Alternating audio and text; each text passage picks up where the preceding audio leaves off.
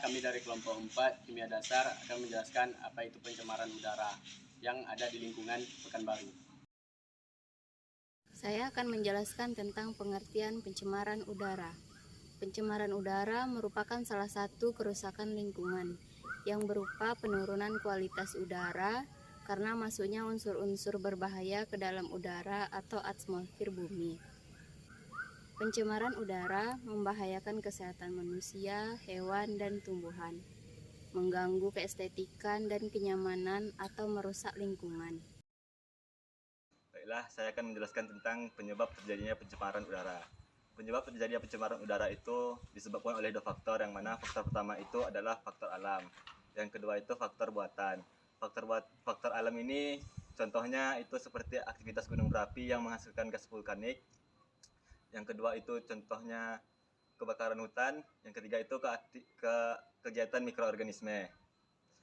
Contoh kalau tentang faktor buatan itu adalah perbuatan manusia yang menghasilkan gas karbon dioksida, karbon monoksida, sulfur dioksida, hidrokarbon, dan lain-lainnya. Ya. Dampak dari pencemaran udara.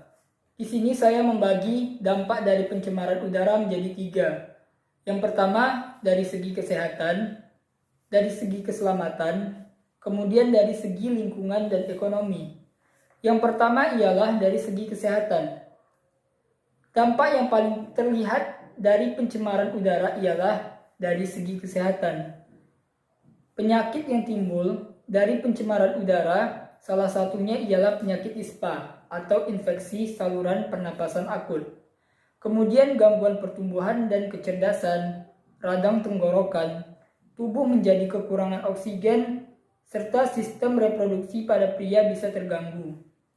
Kemudian dampak dari pencemaran udara juga dapat menimbulkan gejala penyakit seperti mata merah dan iritasi, mual, lesu, dan nafsu makan menurun.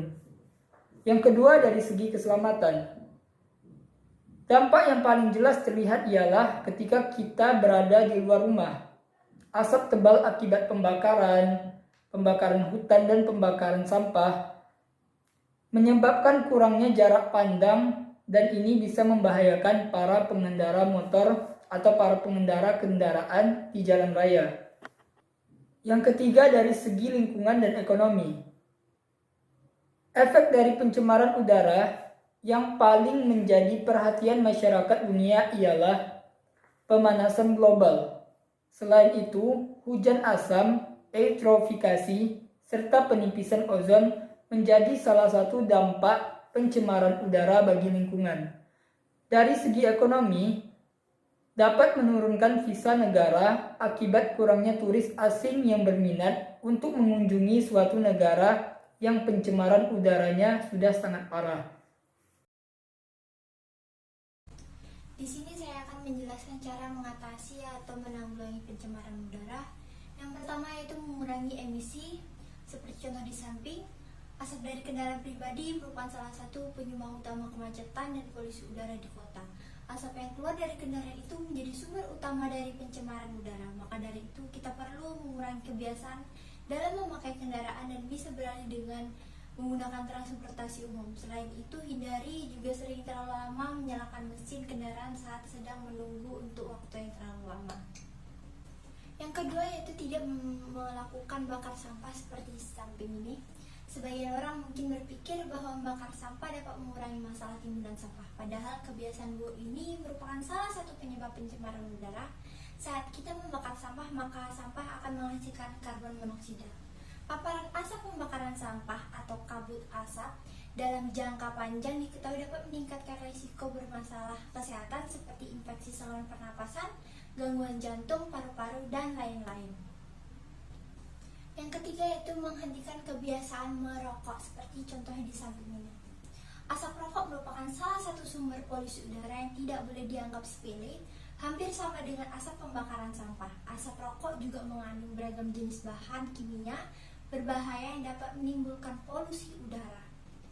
Menghentikan kebiasaan merokok tidak hanya bermanfaat untuk mengurangi polusi saja, tetapi juga untuk melindungi diri kita dan orang lain. Ada jenis penyakit dari asap rokok yaitu seperti jantung, bronkitis, asma, dan kanker. Yang keempat yaitu mengurangi pemakaian kantong plastik seperti ini. Penggunaan kantong plastik juga ternyata berbahaya loh bagi lingkungan. Hal itu karena sampah plastik membutuhkan waktu yang sangat lama untuk bisa diurai. Maka dari itu pastikan kamu mengurangi penggunaan kantong plastik setiap kamu kali berbelanja untuk mencegah pencemaran udara.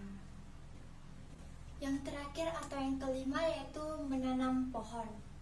Salah satu masalah yang sering kali dihadapi oleh di kota-kota kita ini adalah kurangnya lahan serta tanaman hijau yang bisa memproduksi oksigen. Maka dari itu kita bisa mengatasi pencemaran udara dengan melalui bercocok tanam di rumah, karena keberadaan tanaman hijau sangat membantu dalam menyaring udara kotor dan mampu memberikan udara bersih yang lebih segar untuk kita hirup.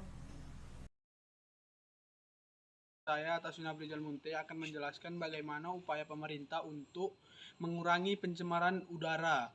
Yang pertama, mengganti mesin diesel menjadi mesin listrik. Yang kedua, yaitu memperbanyak alat ukur udara. Yang ketiga, program langit biru. Yang keempat, mengganti bus yang berpolusi.